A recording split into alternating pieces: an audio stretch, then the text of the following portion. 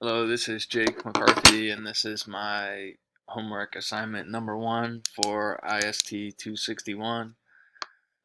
As you can see, I used VS Code to uh, to as my IDE, and you can see I can right-click, I can click Run, and you can see how the code compiles.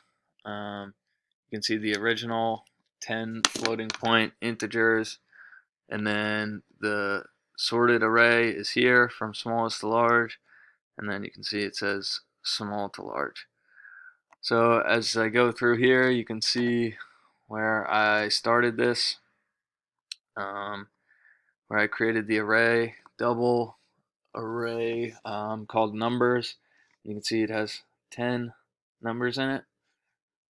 So it says this array has 10 elements, array size will be 10, and then as we move down, you can see I implemented these methods um, down here. So for step 2, the print array method, this one's using a for loop, and for each element that comes up throughout the for loop, it'll print out that element plus a comma and then a space, and then you can see in the result that it's listed out here in the original array.